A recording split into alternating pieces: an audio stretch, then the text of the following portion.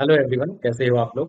इस वीडियो में हम कुछ क्वेश्चंस डिस्कस करेंगे जो क्वेश्चंस बेस्ड होंगे हमारे कूलम्स लॉ पर from first chapter that is electric charge and field. तो चलिए स्टार्ट करते हैं क्वेश्चंस डिस्कस करना।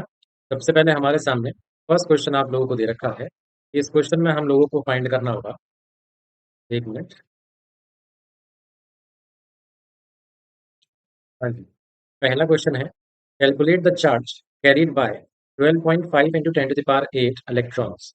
ये क्वेश्चन आप लोगों का 92 1992 यानी कि बहुत पुराना क्वेश्चन है। तो वहां पर ये क्वेश्चन पूछा गया था। जितना भी मतलब जब भी कभी एग्जाम में क्वेश्चन पूछा गया है, मैं वो क्वेश्चन यहाँ पर आप लोगों के लिए लेकर के आया हूँ। तो टॉपिक वाइज ये क्वेश्चन होने वाले हैं। तो कैलकुलेट चार्ज मतलब चार्ज आपको यहाँ पर बताना है। ठीक है। उसके बाद नंबर ऑफ इलेक्ट्रॉन्स यानी कि एन की वैल्यू आपको दे रखी है। और ये है 12.5 into 10 to the power 8 electrons आपको दे रखे हैं। आप लोगों को पता है कि एक इलेक्ट्रॉन पर कितना मैग्नीट्यूड रहता है। चार्ज का magnitude 1.6 10 to the power -19 coulomb, इतना जो है एक इलेक्ट्रॉन पर चार्ज का मैग्नीट्यूड होता है। तो आप लोग जानते हो कि Q is equal to n e होता है। ये हम पढ़ते हैं क्वांटाइजेशन ऑफ चार्ज में। कहाँ पर पढ़ते हैं हम ये हम क्वांटाइजेशन ऑफ चार्ज में पढ़ा करते हैं। तो Q is equal to n e हो जाएगा। तो यहाँ पर एन की वैल्यू और ई की वैल्यू दोनों वैल्यूज को हम पुट कर देंगे। 12.5 10 to the power 8, ई की वैल्यू हो जाएगी 1.6 10 to the power -19। तो यहाँ पर 12.5 into 1.6 into 10 to the power -19 में से 8 जाएगा, 11 बच जाएगा। फिर उसके बाद यहाँ पर मल्टीप्लीकेशन हो जाएगी। 16 पंजे 80, 16 दूनी 32, 8 40, 16 एकम 16 और 4 20। यानी कि यहाँ पर 20.00 इंटू पावर -11, ये जो पॉइंट है यहाँ पर रहेगा। तो इसकी वैल्यू कितनी हो जाएगी 20 इंटू पावर -11। इतना जो है चार्ज आपके पास यहाँ पर आ जाएगा। तो कूलम में आप लोगों ने चार्ज निकाल दिया। अभी यहाँ पर आप चाहो तो इसको इस तरीके से भी लिख सकते हो, 2 इंटू 10 to the power 12 ये हो जाएगा ना, 2 into 10 to the power 12 coulomb. इतने जो है यहाँ पर चार्ज ये निकल करके आ जाएगा। अच्छा, ये पावर जो है माइनस में है, तो यहाँ पर एक मिनट रुकिए, यहाँ पर करेक्शन करना पड़ेगा अपने को। पावर जो है माइनस में है, वही मैं कहूँ कि इतना ज़्यादा चार्ज तो नहीं आना चाहिए। तो Q is equal to 2 into 10 to the power -10। इतना जो है चार्ज यहाँ पर कूलम, इतना चार्ज यहाँ पर आ जाएगा। और ये हो जाएगा अपना पहले क्वेश्चन का आंसर। तो ये क्वेश्चन बेस्ड था क्वांटाइजेशन ऑफ इलेक्ट्रिक चार्ज पर, जो हमें बताता है कि Q इज इक्वल टू कितना होता है बच्चों, एन ई होता है। इसके बाद अभी हम नेक्स्ट क्वेश्चन करेंगे। नेक्स्ट क्वेश्चन आप लोगों के सामने आ चुका है। नेक्स्ट क्वेश्चन है question number 2। Pre pitch ball, एक पिच बॉल है। ए पिच बॉल मतलब आप एक सिंपल बॉल कंसीडर कर सकते हो। और उसका जो है मास आपको दे रखा है 8 ग्राम। उस पर पॉजिटिव चार्ज है। और कितना पॉजिटिव चार्ज है, 5 into 10 to the power -8 coulomb, इतना जो है पॉजिटिव चार्ज है। What must be the nature, nature आपको बताना है, मैग्नीट्यूड बताना है चार्ज का। कहाँ पर बताना है, that should be given to second pitch ball. एक और यहाँ पर पिच बॉल दे रखी है आपको। वो जो है बी है, fixed 5 centimetre below the former ball. यानी कि इस तरीके से आपको कर लेना है। आपको एक बॉल तो यहाँ पर कंसीडर कर लेनी है, इस बॉल का नाम हो गया ए। उसके बाद 5 सेंटीमीटर नीचे जो है एक और बॉल यहाँ पर कंसीडर करनी है, इस बॉल का नाम बी हो गया। ए वाली बॉल का जो मास है वो मैं लिख देता हूँ यहाँ पर, कितना है ये 8 ग्राम। उसके बाद यहाँ पर चार्ज भी दे रखा था, तो चार्ज कितना है ए वाली पर, ये है 5 into 10 to the power -8 coulomb. Right. उसके बाद यहाँ पर दोनों के बीच का डिस्टेंस भी दे रखा है। अब क्योंकि डिस्टेंस दे रखा है तो ये सेंटर टू सेंटर डिस्टेंस होगा। आप इस बात को मेंशन करके चलना। 5 सेंटीमीटर इनके बीच का डिस्टेंस है। आपको बताना है कि ये जो बी वाली बॉल है, इस पर जो चार्ज होगा उसका नेचर क्या होना चाहिए। एक तो हमसे क्या पूछा गया है, नेचर पूछा गया है। और क्या पूछ रहे थे, मैग्नीट्यूड। दूसरा हमसे पूछ रहे हैं कि मैग्नीट्यूड कितना होगा। ऑब्वियसली बात है भाई, ऑब्वियस सी बात है। चार्ज का मैग्नीट्यूड पूछा जा रहा है, यानी कि चार्ज की वैल्यू पूछी जा रही है आप लोगों से। Q इज इक्वल टू कितना होगा। अच्छा, कंडीशन क्या है, so that the upper ball is stationary. Upper ball जो है वो स्टेशनरी रहनी चाहिए। अब देखिए, अपर बॉल स्टेशनरी क्यों नहीं रहेगी, पहले आपको ये सोचना चाहिए। ये जो बॉल ए है, ये अपने वेट की वजह से नीचे की तरफ गिरेगी। अगर ये अपने वेट की तरफ वजह से नीचे की तरफ गिरेगी, तो इसको बैलेंस करने के लिए अपवर्ड डायरेक्शन में एक फोर्स होनी चाहिए। तो अपवर्ड डायरेक्शन में फोर्स कौन लगाएगा फिर, अपवर्ड डायरेक्शन में फोर्स लगाएगा ये जो दूसरी बॉल है बी। अब आप सोच करके देखो, इस वाली बॉल पर पॉजिटिव चार्ज था। तो यानी कि बॉल बी को बॉल ए को बॉल बी ए को क्या करे, रिपेल करनी चाहिए। तब जाकर के ही फोर्स कहाँ लगेगी, अपवर्ड डायरेक्शन में लगेगी। और अगर रिपेल करना है हमें बॉल ए को ऊपर की तरफ रिपेल करना है, तो बी वाली बॉल पर भी जो चार्ज होना चाहिए वो कैसा होना चाहिए, पॉजिटिव चार्ज होना चाहिए। तो यहाँ से हमारे पास नेचर का आंसर पता चल गया कि नेचर ऑफ चार्ज क्या होगा, ये भी पॉजिटिव चार्ज ही होगा, बिकॉज तभी रिपल्शन मिलेगी और वो बॉल अपने वेट की वजह से नीचे की तरफ न जा करके ऊपर की तरफ, मतलब ऊपर भी नहीं जाएगी, स्टेशनरी रहेगी, क्योंकि उस कंडीशन में बॉल ए पर एक तो लग रही होगी फोर्स इलेक्ट्रोस्टैटिक वाली और एक होगा इसका वेट, ये दोनों फोर्सेस बैलेंस हो जाएंगे और जो बॉल ए है वो हवा में ही सस्पेंडेड रहेगी। तो चार्ज अभी हमें यहाँ पर बताना है, तो चार्ज के लिए हमको क्या करना पड़ेगा, देखिए अभी मैंने आपको बताया कि फोर्स जो है वेट के बराबर हो जाएगा। अब ये वेट किसका होना चाहिए, भाई वेट होना चाहिए अपर बॉल का। तो अपर बॉल का वेट कितना होगा, एम ए इंटू जी, और फोर्स ऑफ ग्रेविटेशन वो दोनों बॉडीज के बीच में लगी रही है, जिसका फॉर्मूला हम जानते हैं, ए Q1 Q2 upon are square हुआ करता है, इज इक्वल टू क्या हो जाएगा बेटा, ये एम ए इंटू जी हो जाएगा। आपको किसकी वैल्यू पता करनी है, भाई इस पर मान लीजिए 1 चार्ज है और इस पर 2 चार्ज है, अगर ऐसा मान करके चलें तो Q2 की वैल्यू हम यहाँ से फाइंड कर लेंगे। Q2 आ जाएगा m a into g upon, और अपॉन में कितना आएगा, के Q1, और ये जो आर स्क्वायर है ना, ये आर स्क्वायर मल्टीप्लाई होकर ऊपर चला जाएगा। इस हिसाब से Q2 इक्वल टू कितना आ जाएगा बच्चों, Q2 इक्वल टू आ जाएगा एम ए तो आपको 8 ग्राम दे रखा था, ये देखिए ग्राम दे रखा था, तो ग्राम को पहले हम किलोग्राम में कन्वर्ट करेंगे, -3 आ गया। जी की वैल्यू हम लोगों को पता है 9.8 होती है। आर हमको दे रखा है बेटा 5 सेंटीमीटर, तो 5 सेंटी को भी हम मीटर में कन्वर्ट करेंगे, यानी कि -2। स्क्वायरिंग है तो हम यहाँ पर स्क्वायरिंग भी शो करेंगे, और अपॉन में कितना आ जाएगा, के की वैल्यू है 9 इंटू 10⁻⁹, और उसके बाद Q1 कितना आ जाएगा, Q1 यानी कि ए वाली बॉडी पर चार्ज, तो ये आप लोगों को दे रखा है 5 × 10⁻⁸। अभी हम यहाँ पर इन सबको सॉल्व कर लेंगे और अपना जो है आंसर आ जाएगा बहुत आसानी से। फिर कितना कर सकते हैं आप इसको सॉल्व, देखिए यहाँ पर पहले तो ये लिख सकते हैं, 8 × 9.8 इंटू 25, पहले मैंने नंबर लिख लिए सारे, अब मैं पावर को कंसिडर कर लूंगा, तो यहाँ से मेरे को मिलेगी -4, -3 यहाँ पर दे रखा है, तो -7 हो जाएगा, और अपॉन में कितना आ जाएगा, अपॉन में आ जाएगा 9 × 5, और पावर कितनी आ जाएगी यहाँ पर, 1 आ जाएगी पावर। ठीक है, तो 5 से कैंसिल करोगे आप, 5 टाइम्स कैंसिल हो जाएगा, फिर इस 5 से ये कैंसिल हो जाएगा 2 टाइम, 2 से कैंसिल हो गया 4 टाइम, तो यहाँ पर देखो कैलकुलेशन थोड़ी इजी हो गई है। 4 8 ज़ा 32, 3 4 9 ज़ा 36, 39, 4 8 32, 4 9 36, हाँ ठीक है। अपॉन में कितना आ गया यहाँ पर, 9 आ चुका है, ठीक है, और पावर कितनी हो जाएगी यहाँ पर, -7 हो जाएगी पावर। अभी आप इसको देखो सॉल्व कर सकते हो, आपके पास आंसर आ जाएगा। यहाँ पर जब हम सॉल्व करेंगे तो सॉल्व कर सकते हैं, सीधे डिवाइड करते हैं, 9 4s आर 36, कितना बच जाएगा, 3 पॉइंट आ गया, और 36 3 बचा है ना, तो 9 × 3 = 27, और फिर 5 बचा, 9 5 ज़ा 45, तो 4.35 पावर कितनी हो जाएगी, -7 हो जाएगी। अब यहाँ पर मैं अगर आंसर को इसी फॉर्म में छोड़ दूँ तो यही आंसर है, और अगर आप पावर को किसी दूसरे तरीके से मतलब चेंज करना चाहते हो, है ना, शिफ्ट करना चाहते हो, मतलब इस तरीके से लिखना चाहते हो, जैसे यहाँ पर -8 में था ना ये, तो आप कितना लिख सकते हो, आप लिख सकते हो 43.5, पावर कितनी हो जाएगी, -8 कूलम हो जाएगी। तो मैंने यहाँ पर उसी पावर में कन्वर्ट कर दिया जिस पावर में यहाँ पर क्वेश्चन में वैल्यू दे रखी थी ना, पावर -8 दे रखा था, ए पर जो चार्ज था, तो उसी फॉर्म में मैंने यहाँ पर कन्वर्ट कर दिया। इस तरीके से क्वेश्चन कर लेंगे हम, ये अच्छा क्वेश्चन था। और देखिए हरियाणा बोर्ड जो है वहां पर पूछा गया था, 2001 में आया था क्वेश्चन, तो अच्छा क्वेश्चन था, थोड़ा सा कंसेप्चुअल क्वेश्चन था, जहां पर इलेक्ट्रोस्टैटिक फोर्स वेट को बैलेंस कर रही थी, जिससे बॉडी सस्पेंड हो जा रही थी हवा में, और वो गिरती नहीं है, फॉल नहीं करती।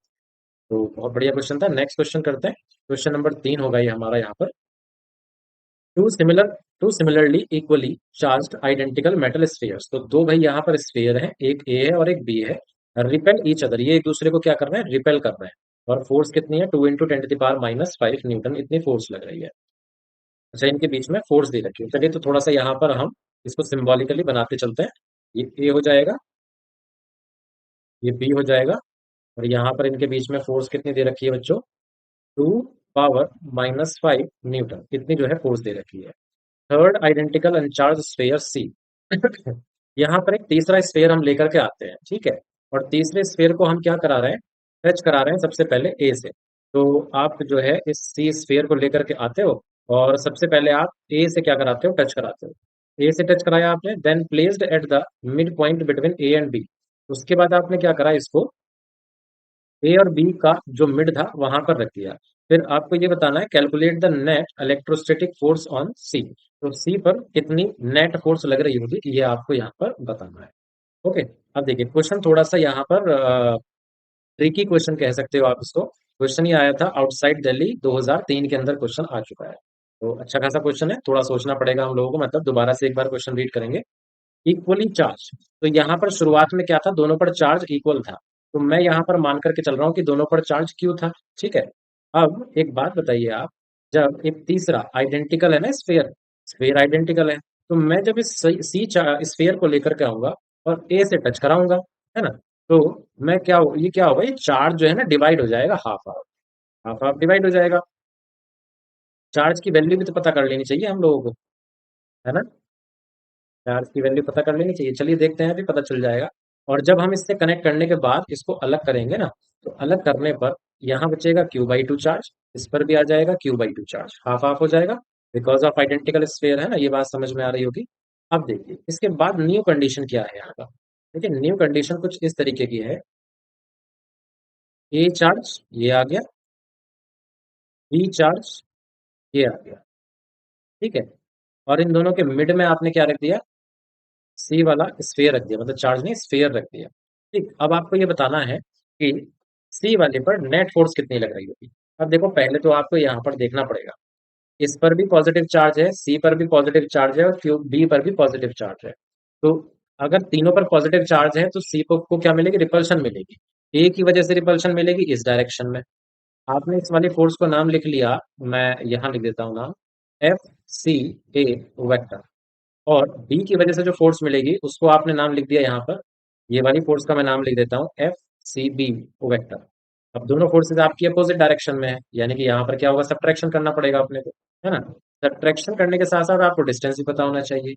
यहाँ डिस्टेंस कितना है भाई, x हो जाएगा। यहाँ डिस्टेंस कितना है, ये भी x हो जाएगा, क्योंकि c को मिड पॉइंट पर रखा है। इसका मतलब आप क्या मान करके चल रहे हो, आप मान करके चल रहे हो कि ए और बी के बीच में इनिशियली कितना डिस्टेंस था, 2x डिस्टेंस था। आई होप आपको मीनिंग क्लियर है। ठीक है जी। अब यहाँ पर एक काम करते हैं, देखो चार्ज की वैल्यू तो यार लग रहा है अपने को पता करनी पड़ेगी, है ना, वरना ये फोर्स का यूज क्या रहेगा फिर इन दोनों के बीच में जो फोर्स लग रही थी। चलिए कर लेते हैं पता। तो ये इनिशियली जब रहा होगा, ये फोर्स रही थी, तब की हम कंडीशन लगा करके चल रहे हैं। तो K Q A Q B जो चार्ज था इनिशियली, और R² इनके बीच का डिस्टेंस इनिशियली, K की वैल्यू हो जाएगी 9 पावर 9, और दोनों पर सेम चार्ज है तो Q² कर दिया मैंने। डिस्टेंस पता नहीं था भाई 2x, अब डिस्टेंस तो 2x है, ठीक है, डिस्टेंस जो है 2x है, तो यहाँ पर कितना आ गया, 4x² आ जाएगा।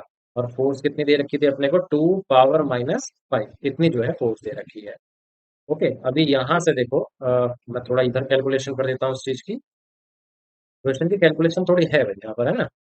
Q² = कितना आ जाएगा, ये आ जाएगा 4 × 2 = 8 x², पावर माइनस आ जाएगी यहाँ पर 5, और फिर अपॉन में यहाँ पर आ जाएगा 9 × 10⁻⁹ ये आ जाएगा, राइट। अभी देखिए यहाँ पर Q² अपने को मिल रहा है, ये Q² की वैल्यू है। तो अभी देखते हैं, शायद ये Q² डायरेक्ट यहाँ पर यूज हो जाए, हो सकता है। तो नेट फोर्स मैं लिख रहा हूँ यहाँ पर, नेट फोर्स, ठीक है, ये इनिशियल पार्ट था जो अभी हमने करा। अभी हम क्वेश्चन को आगे प्रोसीड कर रहे हैं, जब हमने सी स्फेयर को यहाँ बीच में रख दिया था। नेट फोर्स ऑन सी, तो नेट फोर्स जो सी पर लग रही होगी उसको मैंने FC मान लिया यहाँ पर, ठीक है।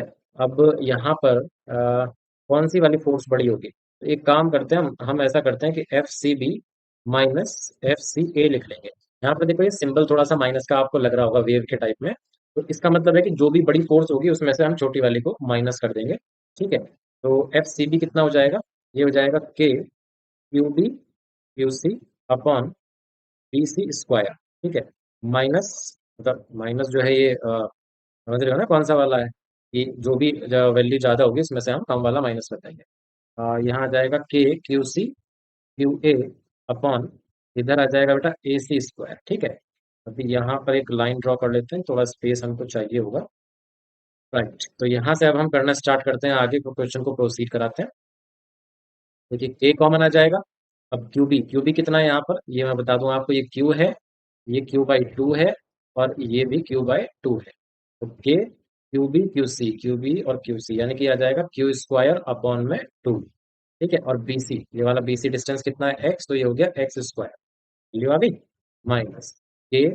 अब ये QC × QA, ये दोनों चार्जेस कितने हैं यहाँ पर, ये भी इतना ही बनेगा भाई, Q² अपॉन 2, और अपॉन में क्या आ जाएगा, एसी डिस्टेंस आ जाएगा, ये भी एक्स है तो ये भी एक्स स्क्वायर। अब देखो मैं इसको भी अगर ऐसे ही फॉर्म में लिख दूं, मैं डायरेक्ट लिख दूं इसको थोड़ा सा, तो ये 2 यहाँ पर आ जाएगा। ये तो यार 4 0 आ गई। लो, हम इतनी देर से वैसे ही चक्कर खा करके गिरने को तैयार थे, है ना। नहीं, जीरो नहीं आएगी, चक्कर बेकार नहीं खा रहे थे हम। देखो, ये ए और सी पर Q/2 चार्ज है, ठीक है, तो अपने को यहाँ पर थोड़ा करेक्शन करना पड़ेगा। Q/2 इंटू Q/2 जब होगा तो Q² अपॉन 4 हो जाएगा, ठीक है। अभी देखो यहाँ पर समझ में आ रहा है हमें कि यही वाला जो टर्म है ये ज्यादा है और ये वाला टर्म कम है, तो हम इसका मतलब सब्ट्रैक्शन सही लिख रहे थे, ठीक है। अब यहाँ पर देखो K कॉमन आ गया, Q² कॉमन आ गया, और नीचे जो है 2x² कॉमन आ जाए, ठीक है। यहाँ पर आपके पास 1 - 1/2, यानी कि हाफ आ जाएगा। हाफ आ जाएगा मतलब K Q² अपॉन 2 × 2 4, और ये आ गया x², ठीक। अब देखो Q² की तो वैल्यू ऑलरेडी, देखो मैं कह रहा था ना Q² डायरेक्ट यूज हो सकता है शायद, क्योंकि यहाँ पर ऐसा परफेक्ट स्क्वायर तो कोई है नहीं यहाँ पर बन रहा है, तो इसलिए मैं रुक गया था वहां पर। आपको समझ में आई होगी अब बात। तो 9 × 10⁻⁹ Q² की वैल्यू हो जाएगी 8x² पावर -5 अपॉन में 4 x² है, और इसके अपॉन में कितना था, 9 × 10⁻⁹। तो देखो बहुत सारी चीजें कैंसिल हो गई भैया, तो देखो ये पूरी वैल्यू यहाँ कैंसिल हो गई, x² से ये कैंसिल हो जाएगा 2 टाइम्स, मतलब देखो सब कुछ खत्म हो गया। तो कितना आंसर बचा, 2 × पावर -5, ये आपके पास आंसर बच गया, इतने फोर्स यहाँ पर बच जाएंगे। देखो मजेदार बात क्या है। मजेदार बात ये है, इनिशियली इतनी ही फोर्स लग रही थी इन दोनों के बीच में। देखो, खुदा पहाड़ और निकली चुईया, तो वो वाली यहाँ पर बात हो गई, बिल्कुल सिद्ध हो गई। तो यहाँ पर इनिशियली भी वही आंसर आ रहा था जो यहाँ पर फाइनली हमको आंसर मिल रहा है। आई होप आंसर आप समझ गए होंगे, है ना। क्वेश्चन अच्छा क्वेश्चन था। चलिए इसके बाद नेक्स्ट क्वेश्चन करते हैं। क्वेश्चन करने में मजा आया, तो अगला क्वेश्चन करते हैं। क्वेश्चन नंबर 4 है ये आपका। टू आइडेंटिकल स्फेयर, दो स्फेयर नहीं, चार्जेस है, identical charges Q are kept at distance R from each other. तो भाई यहाँ पर एक चार्ज ये रहा और दूसरा चार्ज ये रहा, ये वाला चार्ज Q है, ये वाला चार्ज भी Q है, दोनों के बीच में R डिस्टेंस है। तीसरा चार्ज लेकर के आते हैं आप, कितना, placed on the line joining the above charges such that all are in equilibrium. भाई देखिए कंडीशन ये है, मैं थोड़ा सा और इसको क्लियर करके बनाता हूँ, ठीक है। मैं इसको क्लियर करके बनाता हूँ। देखिए क्वेश्चन जो है ना 94 और 98 में आउटसाइड दिल्ली में पूछा जा चुका है। क्वेश्चन पुराना हो सकता है लेकिन टॉपिक पुराना नहीं है, मतलब टॉपिक भी पुराना है लेकिन टॉपिक अभी भी आप लोगों के सिलेबस में है, तो आप लोगों के इतने गट्स होने चाहिए कि हम सॉल्व कर सके हर उस क्वेश्चन को जो हमारे टॉपिक से आ रहा है, और 12th के लेवल का है, प्रीवियस क्वेश्चन है भाई। तो ठीक है, अभी मैं इसको सही से करके बनाता हूँ, थोड़ा वाइड करके बनाऊंगा फिगर एकदम ढंग से। एक ये चार्ज हो गया और दूसरा चार्ज यहाँ पर आ जाएगा, ठीक है। ये वाला चार्ज क्यू था, ये वाला चार्ज भी क्यू है। अब यहाँ पर ये कह रहे थे कि भाई हमने एक चार्ज और रखा है जिसका नाम है स्मॉल क्यू। आपको ये बताना है कि ये कहाँ रखा जाए, है ना, ये तो था ना। देखिए, what is magnitude, sign and position of charge q. Sign क्या होना चाहिए, मैग्नीट्यूड क्या होना चाहिए और पोजीशन क्या होना चाहिए, ये सारी चीजें आप लोगों को बताना है। ये सारी चीजें बतानी है भाई, कोई बात नहीं, बता देंगे। तो ये सपोज करो ए पर है, ये बी पर है और ये सी पर है। तो इसका मतलब मैं ये कह सकता हूँ कि F B is equal to 0 होगा, F B vector is equal to 0 होगा, क्योंकि तीनों के बीच में कितनी फोर्स लग रही है, 0 लग रही है, इक्विलिब्रियम में है ना ये। तो इक्विलिब्रियम में है, इसका मतलब ये कब ऐसा हो सकता है, जब बी पर लगने वाली फोर्स ए की वजह से, हाँ ऐसे कर सकते हैं, बी पर लगने वाली फोर्स ए की वजह से बी पर लगने वाली फोर्स सी के बराबर है, मतलब बी पर जो सी की वजह से फोर्स लग रही है और बी पर जो ए की वजह से फोर्स लग रही है, ये दोनों फोर्सेस क्या हो, एक दूसरे के बराबर हो, ऐसा हम कह सकते हैं तब। ठीक है। अब आप ये देखो, अगर ये पॉजिटिव चार्ज है ना, और ये भी पॉजिटिव चार्ज है, तो सीधी सी बात है इसको भी पॉजिटिव होना पड़ेगा, पॉजिटिव होना पड़ेगा। पहले तो ये रिपेल कर रहे ना, नेगेटिव होना पड़ेगा इसको। इसको क्या होना पड़ेगा, नेगेटिव चार्ज होना पड़ेगा। क्यों, देखो, ये इसको क्या करेगा, रिपेल करेगा, अट्रैक्ट करेगा। अब तो हाँ ठीक है, ये इसको इधर खींचना चाहेगा, ये इसको इधर खींचना चाहेगा, ठीक है, और दोनों कहीं भी नहीं खींच पाएंगे, इक्विलिब्रियम में आ जाएगा। हाँ सही है बिल्कुल। तो सिंबल तो हमको समझ में आ गया, देखो नेगेटिव जो है सिंबल होना चाहिए। ओके, उसके बाद में आगे देखते हैं क्वेश्चन क्या रह गया है अभी। तो एफ बी सी कितना होगा बेटा? एफ बी सी होगा के q b q a upon v a square, और ये इधर वाला पार्ट हो जाएगा k q b q c upon ये हो जाएगा बी सी स्क्वायर। ए से के कैंसिल हो जाएगा, ऑब्वियस सी बात है, इसमें तो कोई समझाने वाली चीज है नहीं। ठीक है, अब क्यू बी कितना है? क्यू बी आ गया स्मॉल क्यू, क्यू ए आ गया कैपिटल क्यू, और बी ए देखो ये वाले डिस्टेंस को आप एक्स मान लो, तो जो रिमेनिंग डिस्टेंस है वो हो जाएगा आर माइनस एक्स हो जाएगा। तो ये वाला डिस्टेंस एक्स है तो एक्स स्क्वायर लिख दिया। अभी क्यू बी कितना है? स्मॉल क्यू, और क्यू सी कितना है? Capital q. अभी अब यहाँ पर क्या आना चाहिए? R minus x whole square आ जाना चाहिए। देखो यहाँ पर चार्जेस का जो प्रोडक्ट है वो भी कैंसिल हो गया। तो इसका मतलब हम क्वेश्चन में बिल्कुल सही डायरेक्शन में चल रहे हैं, क्योंकि चीजें ना क्या होती जा रही है, सिंप्लीफाई होती जा रही है। वन अपॉन एक्स स्क्वायर और दूसरी तरफ बच जाएगा one upon r minus x whole square. अभी आप स्क्वायर रूट करिए यहाँ पर, स्क्वायर रूट करेंगे तो आपको आंसर मिलेगा one upon x upon one upon r minus x, ये मिल जाएगा। एक और आंसर मिलना चाहिए यहाँ पर, क्योंकि स्क्वायर रूट जब हम करते हैं तो दो आंसर अपने को मिलते हैं, लेकिन अभी हम सिर्फ पॉजिटिव आंसर लेकर के चल रहे हैं। तो वन अपॉन एक्स, अभी देखो यहाँ पर आप क्रॉस मल्टीप्लाई कर सकते हो चीजों की। क्रॉस मल्टीप्लाई कर लोगे ना तो R minus X is equal to X, ये बच जाएगा आपके पास में। R equal to X plus X, that means सीधी सी बात है, एक्स का आंसर अपने पास आ जाएगा आर बाई टू के बराबर। ये तो आ जाएगा। तो एक्स यहाँ पर आ गया आर बाई टू, यानी कि डिस्टेंस जो है वो एकदम हाफ होनी चाहिए, ये दोनों डिस्टेंस जो है हाफ होनी चाहिए। अभी देखो क्या पता चल चुका है हमें, मैग्नीट्यूड कितना होगा? अभी तो नहीं पता चला यार, ये है ना, मैग्नीट्यूड नहीं पता चला यार अभी। चलो कोई बात नहीं, साइन पता चल गया, हाँ साइन तो हमने शुरुआत में आइडेंटिफाई कर लिया, और पोजीशन भी हमने आइडेंटिफाई कर ली। अभी ये और रह गया मैग्नीट्यूड, और बताना है अपने को। तो मैग्नीट्यूड कैसे बता सकते हैं यार, ना, मैग्नीट्यूड कैसे बताया जाए? तो देखो यहाँ पर एक तरीका हो सकता है कि हम यहाँ पर मैग्नीट्यूड निकाल सकें। ठीक है, वो तरीका मैं आप लोगों को बता रहा हूँ, ट्राई करेंगे अगर पॉसिबल हो गया तो। देखो मैं ये कह सकता हूँ कि क्योंकि इक्विलिब्रियम यहाँ पर सेट है ना, अगर इक्विलिब्रियम सेट है तो ए और सी, ए और सी यहाँ पर जो फोर्स लग रही थी, ठीक है, और ए बी इनके बीच में जो फोर्स लग रही थी, भाई वो भी बराबर होगी क्योंकि इक्विलिब्रियम है ना। तो एफ ए सी को मैं एफ ए बी के बराबर रख सकता हूँ। एफ ए सी कितना हो जाएगा? K Q A q c upon a c square, ये हो जाएगा बिल्कुल इस तरीके से, अपॉन में आ जाएगा ए बी स्क्वायर। ए से के कैंसिल हो जाएगा, कोई दिक्कत नहीं है। अभी देखो चार्जेस यहाँ पर, ये ए वाला जो चार्ज है वो भी कैंसिल हो रहा है, एक तरफ तो बचेगा सी वाला चार्ज। ए पर चार्ज कितना है? क्यू। ए सी, ए सी कितना था भाई? ये टोटल डिस्टेंस तो आर है, आर स्क्वायर कर दिया। अभी क्यू बी पर चार्ज कितना है? कैपिटल क्यू है, सॉरी स्मॉल क्यू है। अच्छा ए बी ये वाला जो डिस्टेंस है ये कितना है? आर बाई टू है, तो स्क्वायरिंग करने पर आर स्क्वायर अपॉन फोर मिलेगा। ठीक है, अभी यहाँ पर देखो q upon are square is equal to small q upon, four तो ऊपर आ गया, तो ये आर स्क्वायर से आर स्क्वायर कैंसिल हो गया, और क्यू इज इक्वल टू आ जाएगा बेटा क्यू अपॉन फोर, इतना आ जाएगा। ठीक है, तो ये वाला हमने कैसे पता कर पाए, हम चार्ज की वैल्यू कैसे पता कर पाए?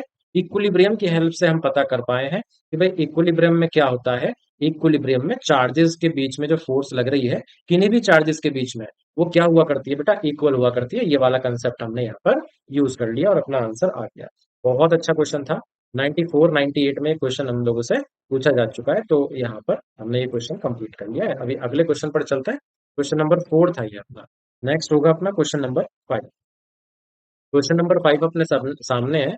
Two point charges of value Q and small Q, तो दो चार्जेस आपको दे रखे हैं, उनके बीच में are placed at x and x by two from a third charge of value four q. ठीक है, तो एक जगह तो रखा है क्यू और एक जगह रखा है स्मॉल क्यू, और दोनों की जो डिस्टेंस है फोर क्यू से वो कितनी कितनी बता रखी है आपको? ये वाली डिस्टेंस तो बता रखी है एक्स, और ये वाली डिस्टेंस बता करके चल रहे हैं ये एक्स बाय टू। ठीक है, तो इतनी जो है ये डिस्टेंसेस यहाँ पर बता, right. All charges being in the same straight line, I straight line में बनाना पड़ेगा हम लोगों को, जल्दबाजी कर दी हमने बनाने में, कोई बात नहीं, अभी बना लेते हैं। तो एक्स डिस्टेंस है क्यू और फोर क्यू के बीच में, यानी कि क्यू इधर होगा और फोर क्यू इधर होगा। ये डिस्टेंस हो गया x। अब इसके बाद यहाँ पर x/2, यानी कि ये वाला जो चार्ज है यहाँ पर बीच में है एकदम, और ये डिस्टेंस कितना हो जाएगा, x/2 हो जाएगा। x कितना डिस्टेंस है, ये पूरा डिस्टेंस x है। ठीक, राइट। तो अभी जो है स्ट्रेट लाइन में भी आ गए हैं। अभी देखते हैं आगे क्वेश्चन क्या है। Calculate magnitude and nature of, बड़ा वाला जो क्यू है इसका अपने को नेचर फाइंड करना है, और दूसरी चीज अपने को क्या फाइंड करना है, मैग्नीट्यूड फाइंड करना है। तो such that net force experienced bye Q. भाई देखो, इस पर जो फोर्स दे रखी है इन्होंने वो कितनी दे रखी है, ये वाली फोर्स आपको 0 दे रखी है। और क्वेश्चन आया था बेटा 98 में, दिल्ली बोर्ड 2000 नहीं 1998 में जो है क्वेश्चन आया। अच्छा खासा पुराना क्वेश्चन है, करते हैं क्वेश्चन को। तो नेट फोर्स क्योंकि 0 दे रखी है, हम इसी को यूज करने वाले हैं। नाम लिख लेंगे हम फिर से, ए, बी और C. F B is equal to, यहाँ पर 0 दे रखा है, वेक्टर फॉर्म में लिखा जाएगा कि 0 है। 0 कब हो सकता है ये 0 हो सकता है जब यहाँ पर जो फोर्स है और यहाँ पर जो फोर्स है, वो दोनों फोर्सेस क्या हो जाएं, एक दूसरे के बराबर हो जाएं, यानी कि ऐसा कुछ हो जाए। तो वैल्यूज नहीं, पहले तो फॉर्मूला लिखते हैं। ये मैंने नाम के हिसाब से ही फॉर्मूला बना लिया। आपको भी ऐसे फॉर्मूला बनाना होगा, क्योंकि आधा मार्क तो फॉर्मूले का ही होता है ना। ये चलिए, इतना काम तो है। ये लाइन सीधी क्यों नहीं जा रही है, ये इतना काम तो हो चुका है। अब के से आप के कैंसिल कर दोगे, बहुत सीधी सी बात है। क्यू ए मतलब चार्ज आ गया कैपिटल क्यू, क्यू बी मतलब स्मॉल क्यू, और अपॉन में डिस्टेंस कितना हो जाएगा, x² अपॉन 4 आ जाएगा, क्योंकि डिस्टेंस ये वाला भी कितना होगा, x/2 होने वाला है। अपने को क्या बताना है, मैग्नीट्यूड बताना है एंड नेचर बताना। अरे यार, ये तो गलत हो जाएगा फिर यहाँ पर। देखो अगर आप क्या करोगे, चलो कोई बात नहीं, देखो मैं बताऊंगा अभी क्या गलती हो जाएगी ऐसा करने में। क्यूबी, क्यूबी कितना है, क्यूबी है स्मॉल क्यू, और क्यूसी कितना है, ये है 4 क्यू, अपॉन यहाँ पर बीसी कितना आ जाएगा, x² अपॉन 4 आ जाएगा, क्योंकि अगेन x/2 का आप स्क्वायर करोगे तो सेम आंसर आना है यहाँ पर। तो एक क्यू से तो एक क्यू कैंसिल हो गया यहाँ पर, ये सब तो कैंसिल हो ही चुका है। और अपना यहाँ पर आंसर आ रहा है q is equal to 4 q. और किसका अपने को बताना था, मैग्नीट्यूड। हाँ, ये कैपिटल क्यू का बता, अच्छा ये तो आंसर आ गया फिर। कैपिटल क्यू कितना आ गया, ये 4 क्यू के बराबर यहाँ पर आ चुका है बच्चों। ठीक है, 4 क्यू के बराबर यहाँ पर आ चुका है। क्वेश्चन तो यही खत्म हो गया, बहुत ही इजी क्वेश्चन था ये तो। पिछले वाले से तो बहुत ही इजी क्वेश्चन था, है ना, कोई ज्यादा इसमें कुछ करना नहीं पड़ा अपने को, इजी क्वेश्चन था। चलिए नेक्स्ट क्वेश्चन पर चलते हैं। किसी किसी क्वेश्चन में थोड़ी डिफिकल्टी आ जाती है। Two small spheres having each having mass m and charge उस पर दे रखा है q are suspended from a point by insulating threads. Threads हैं और इनको क्या कर रखा है, लटका रखा है। ईच l मीटर लॉन्ग, जो थ्रेड है उनकी जो लेंथ है वो आपको दे रखी है, यहाँ पर l दे रखी है। If a is the angle, a नहीं होगा, ये थीटा रहा होगा यहाँ। If theta is the angle this thread makes with the vertical when equilibrium has been attained show that. ठीक है जी, तो पहले तो एक काम करते हैं, इस तरीके से हमने एक धागा ये लिया, एक धागा ये लिया, एक स्फेयर इधर है, एक स्फेयर इधर है, और वर्टिकल से दोनों जो है, ना गंदा ये बन रहा है भाई, वर्टिकल से जो है ये दोनों सेम एंगल बना रहे हैं, थीटा थीटा। मान लिया हमने। अभी एक चीज इन्होंने और कह रखी है, ये जो लेंथ है, लेंथ है वायर की एल, और इनका मास कितना है, मास आपको स्मॉल एम दे रखा है। फिर उसके बाद चार्ज भी दे रखा है, चार्ज इस पर कितना है क्यू, और इस पर भी कितना है क्यू है। ठीक है, चार्ज भी दे दिया, लेंथ भी हो गई, थीटा एंगल है, और इक्विलिब्रियम जो है अटेन हो रखा है। इसका मतलब ये दोनों रिपल्शन कर रहे होंगे यहाँ पर, है ना, इसलिए जो है यहाँ पर एक इक्विलिब्रियम सेट है। तो अगर ये एल है और इनके बीच का डिस्टेंस भी नहीं पता अपने को, है ना, तो डिस्टेंस चलो कोई बात नहीं, फिर भी कुछ ना कुछ तो करना पड़ेगा। हाँ, डिस्टेंस हम फाइंड कर सकते हैं। कैसे फाइंड कर सकते हैं, देखो मैं बताता हूँ। ये आपको ऐसा राइट ट्रायंगल दिख रहा है, सही है। यहाँ पर एंगल कितना हो गया, थीटा। ये वाली लेंथ कितनी हो गई, एल, और ये वाली साइड अपने को पता करनी है। थीटा के सामने वाली साइड क्या होती है, परपेंडिकुलर। तो आप यहाँ पर साइन थीटा लगा सकते हो, परपेंडिकुलर। मान लो सपोज करो ये एक्स है, परपेंडिकुलर अपॉन हाइपोटेन्यूज, ये आ गया। एक्स कितना आ जाएगा, एल साइन थीटा। तो ये वाली साइड कितनी आ गई, एल साइन थीटा, ये भी आ जाएगी भाई एल साइन थीटा। तो टोटल डिस्टेंस कितनी हो जाएगी, यहाँ से लेकर के यहाँ तक, 2l साइन थीटा। इतनी बात अपने को समझ में आ गई। प्रूव क्या करना है अपने को, अपने को ये चार्ज स्क्वायर जो है प्रूव करना है। अब देखो चार्ज का स्क्वायर कहाँ आ सकता है, चार्ज का स्क्वायर आ सकता है जब फोर्स जो है, आप फोर्स का फॉर्मूला लिखेंगे, जो फोर्स लग रही है इन दोनों चार्जेस के बीच में। तो अब देखो, अगर इक्विलिब्रियम सेट हो रखा है, ठीक है, अब इक्विलिब्रियम सेट हो रखा है तो हम क्या कह सकते हैं यहाँ पर, आप कह सकते हो इस वायर में टेंशन लग रही होगी, इस वायर में टेंशन लग रही होगी, सही बात है। हाँ देखो, इस तरीके से क्वेश्चन को कर सकते हैं। इसके बाद हम एक बार, मेरे को शायद हो सकता है दोबारा से ड्रॉ करना पड़े, लेकिन इस बार मैं क्या है ना, सिर्फ फोर्सेस को दिखाने वाला हूँ यहाँ पर।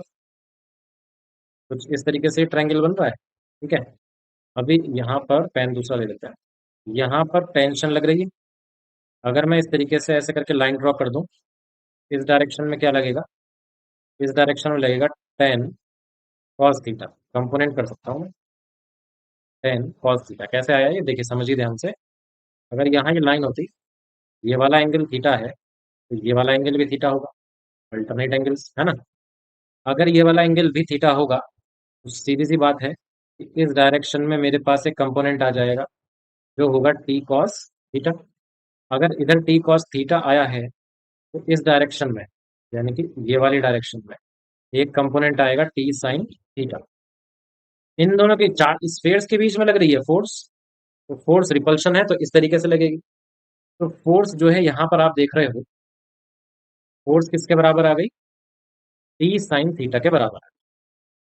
फोर्स के अंदर जो है क्यू स्क्वायर आ जाएगा फॉर्मूले के अंदर, लेकिन फॉर्मूले में देखो, मतलब जो प्रूव करना है उसमें देखो, वहां आपको टेंशन नहीं दे रखी, इसका मतलब टेंशन आपको किसी और तरीके से रिमूव कर देनी है।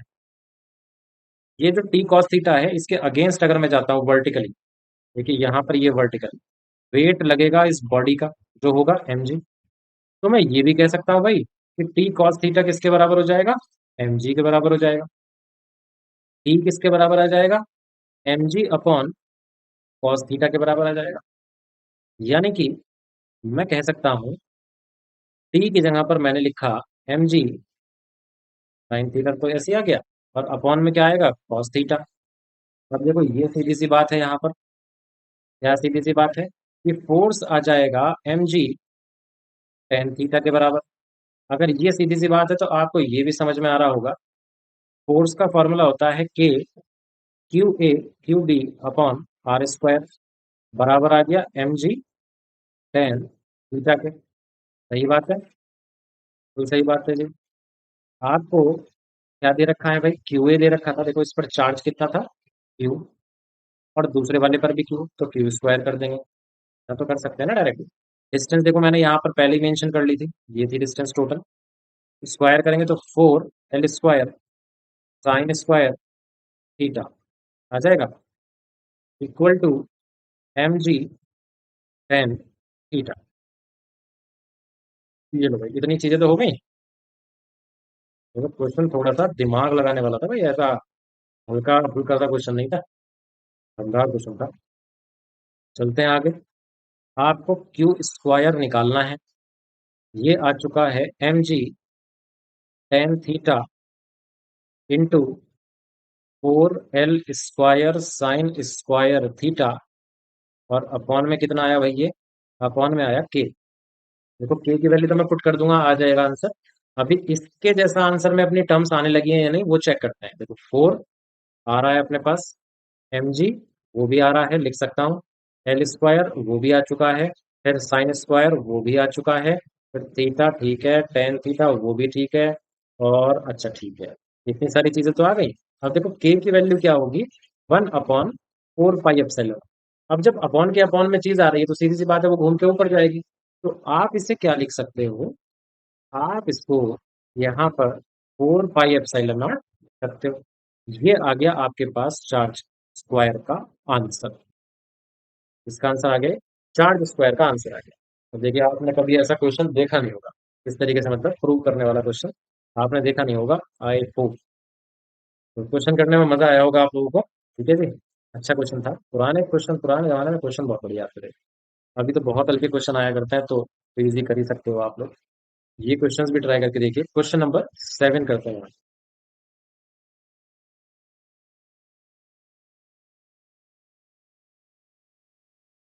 क्वेश्चन नंबर 7 करते हैं। Calculate the distance between two protons. तो दो प्रोटॉन्स के बीच का डिस्टेंस अपने को निकालना है। एक प्रोटॉन ये रहा, एक प्रोटॉन ये रहा। Proton, proton. Electric force between them is equal to the weight of either. ठीक है, इनके बीच में फोर्स लग रही है और वो वेट के बराबर है। वेट किसका होगा? यहाँ पर प्रोटॉन का वेट होगा। किसी में से भी एक प्रोटॉन का वेट ले सकते हो। आउटसाइड दिल्ली 94 में क्वेश्चन पूछा गया था। देखो यही इक्वेशन को आगे बढ़ा देंगे हम, है ना, बस यही इक्वेशन को आगे बढ़ाएंगे और अपना धीरे धीरे जो है आंसर आ जाएगा।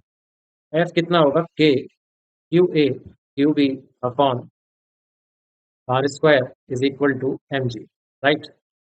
अभी चार्ज क्या है भाई? प्रोटॉन है, तो प्रोटॉन पर चार्ज होता है ई के बराबर।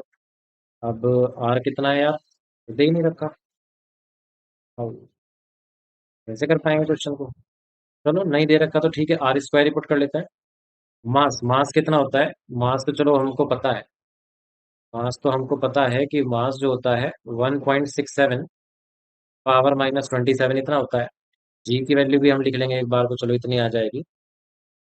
पता क्या कर रहे हैं यार? डिस्टेंस ही तो पता करना है। यही तो पता करना है। तो के की वैल्यू कितना हो गई? 9 × पावर 9।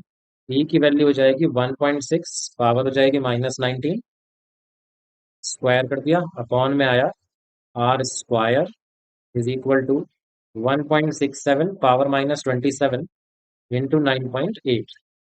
अब देखो हम यहाँ पर डायरेक्ट क्या करेंगे? हम यहाँ पर डायरेक्ट स्क्वायर रूट लेंगे, क्योंकि और बाकी कैलकुलेशन करना यूजलेस होगा। अगर हम स्क्वायर रूट ले लेते हैं, इन दैट केस, ठीक है, इन दैट केस 3 × 10⁻³ देखो यहाँ से ये वाली इतनी चीज बन गई। अभी ये स्क्वायर था तो स्क्वायर रूट होने पर ये एक बार बच जाएगा, यानी कि 1.6 × 10⁻⁹ बच जाएगा। अपॉन में बच जाएगा आर, आर स्क्वायर से आर बच जाएगा। और इधर क्या आ जाएगा? 1.67 पावर -27 इंटू 9.8। इस पूरी चीज का स्क्वायर रूट आ जाएगा। इस पूरी चीज का स्क्वायर रूट आ जाएगा। अब स्क्वायर रूट करना है भाई, ये थोड़ा सा जटिल काम है। 16×3 = 48, 4.8। पावर कितनी आ जाएगी? 19 में से 3 जाएगा 16। अपॉन में यहाँ आ गया आर मेरे पास। ठीक है। अब स्क्वायर रूट अगर करना है तो पहले एक काम करते हैं, इसको मैंने -26 मान करके -13 आ गया। एक डेसिमल मैंने एडजस्ट कर दिया इसमें। 16, 1.67 इंटू 9.8 था ना, मैं इसको क्या करूंगा? 0.98 कर लूंगा। अच्छा भाई, मैं क्या कर लूंगा? इसको 0.98 कर लूंगा। पावर बच गई -26, उसका square root -13। R is equal to 4.8 power -16 upon में ये अंडर रूट का मल्टीप्लीकेशन कितना आ जाएगा? इसको मैं कैलकुलेटर से कर रहा हूँ, थोड़ा टाइम बच जाएगा हमारा, सेव हो जाएगा बस इसलिए। अदरवाइज पहले तो ये कैलकुलेशन करनी पड़ी होगी, क्योंकि कैलकुलेटर तो सीबीएसई में बहुत ही टाइम से अलाउड नहीं है। तो ये इसकी कैलकुलेशन करूंगा मैं तो आ जाएगा 1.63636। आई होप आंसर आ रहा है। हाँ, 6.636 ये रूट में आंसर आ रहा है इसका। ठीक है, और पावर यहाँ कितनी है? -13 पावर है। अभी हम इस आंसर को करेंगे आगे। तो r is equal to 4.8 into power -16 ऊपर है और 13 नीचे है, तो कितना आएगा? -3 आएगा।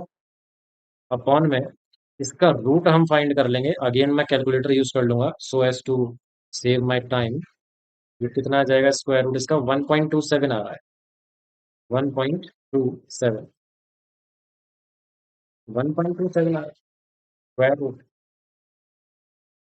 चलो हो सकता है 1.27 आ रहा हो, मगर एक बार और चेक कर लेना चाहिए मेरे को।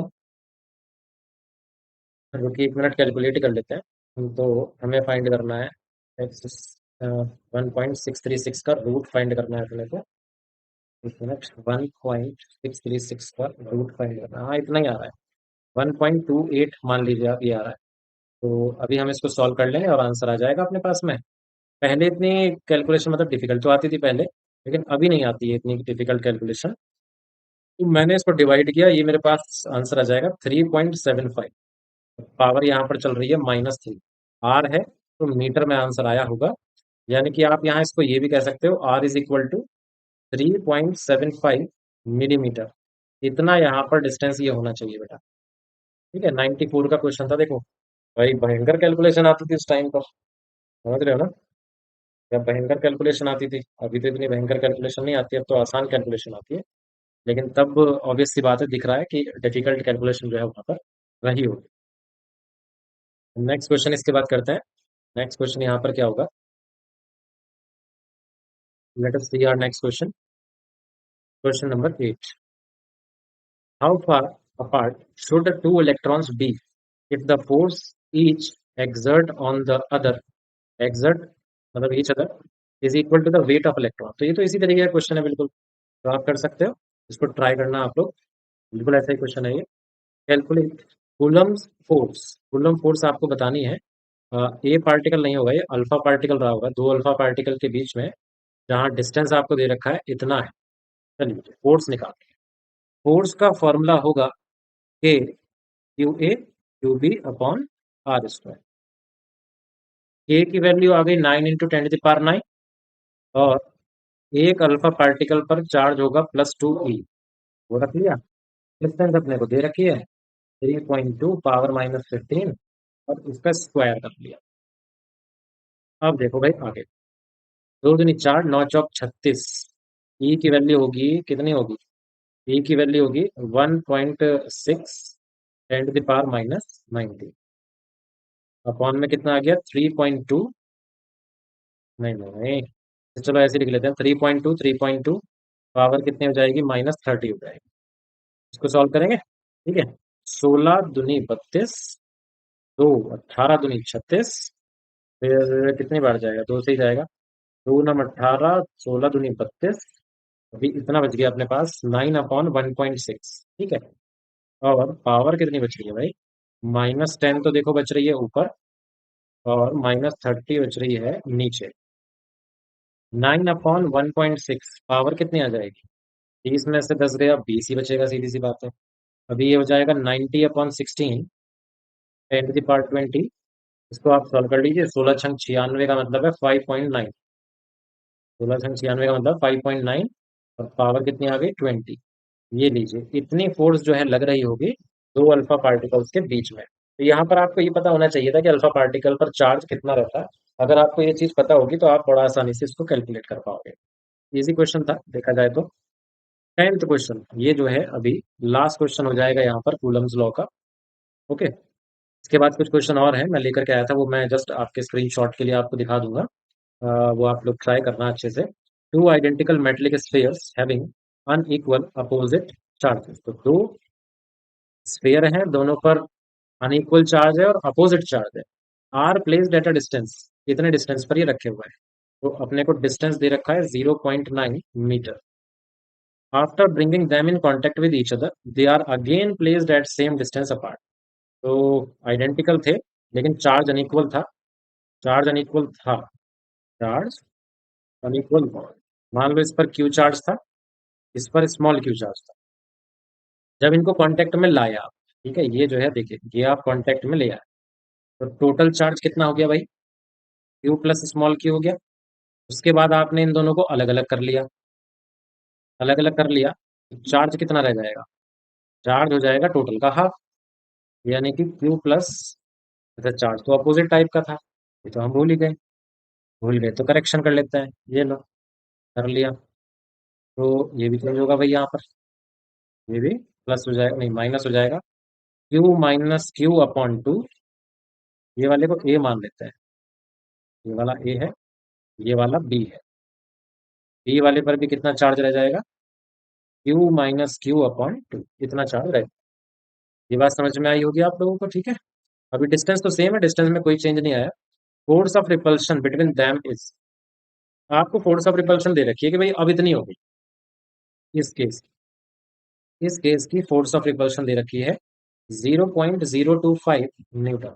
इतनी फोर्स अभी हो गई है। ओके जी। Calculate final charge on each of them.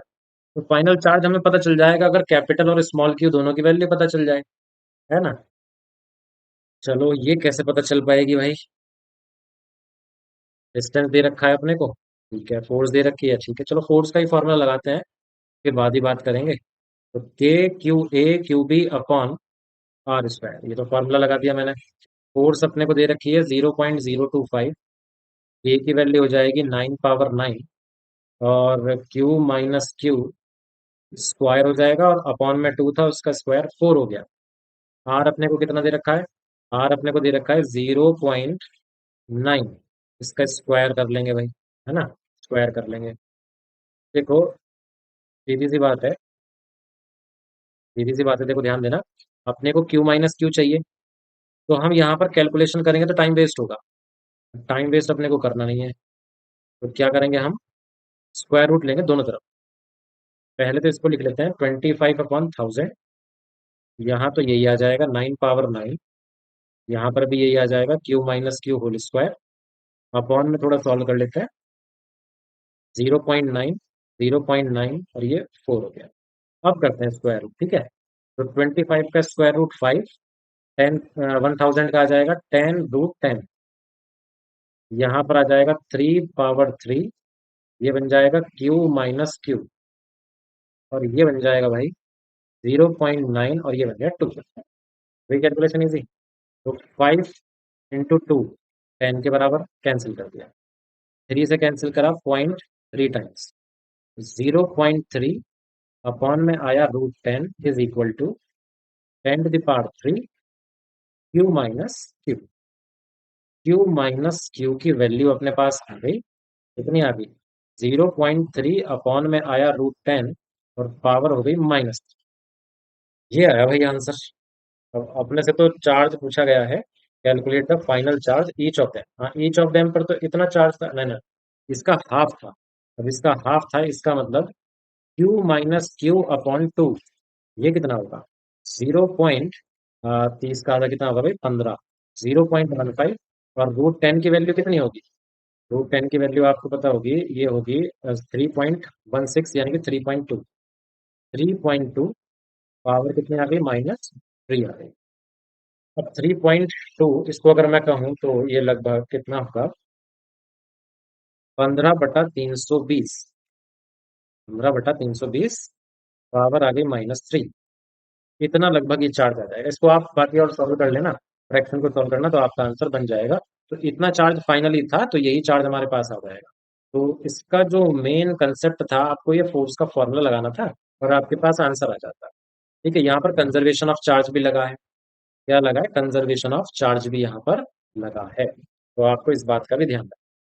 तो ये थी भाई आज का जो वीडियो लेक्चर था, इसमें आप लोगों ने बहुत सारे क्वेश्चंस करे, तो समझा होगा चीज़ों को। तो मिलते हैं इसके बाद नेक्स्ट वीडियो में, अगले कुछ और क्वेश्चन, बढ़िया से क्वेश्चन डिस्कस करेंगे। कुछ क्वेश्चन और थे इसमें, लेकिन ज़्यादा लंबी हो जाएगी वीडियो, तो उसके लिए मैं आपको क्वेश्चन दिखा देता हूँ।